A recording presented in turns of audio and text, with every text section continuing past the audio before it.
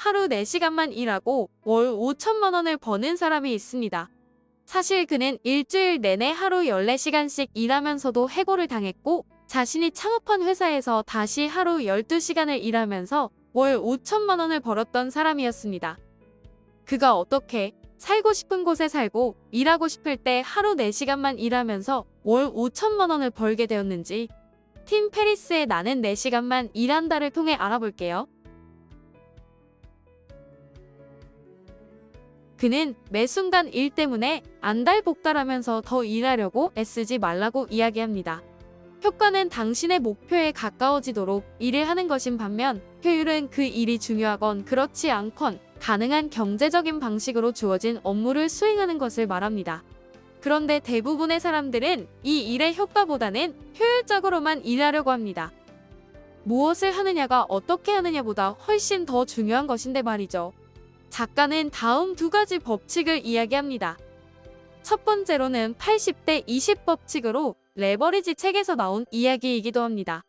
80%의 생산량은 20%의 투입량으로 나온다는 이 말은 일주일에 7일간 하루 15시간씩 뼈 빠지게 일하고 있는 그에게 자신의 삶을 분석할 수 있는 계기를 만들어줍니다.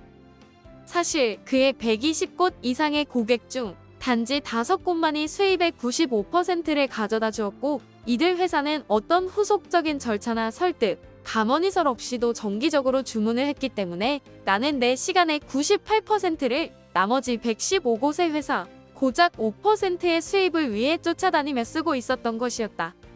또한 기업가에게 시간 낭비는 나쁜 습관과 생각 없는 모방에서 나오는 문제라고 생각하며 기존의 9to5 근무 문화를 비판합니다. 결국 쓸 수 있는 8시간이 너무 많기 때문에 시간을 낭비하는 꼴이 된다는 것이죠. 우리는 우리가 일하는 시간이 8시간이기 때문에 8시간을 채워 일한다. 만약 이것이 15시간이라면 아마도 15시간을 일할 것이다. 하지만 급한 일로 2시간 후에 나가야 한다면 우리는 그 일을 시간 안에 기적적으로 마치지 않는가? 이 또한 생각해 볼 일이다.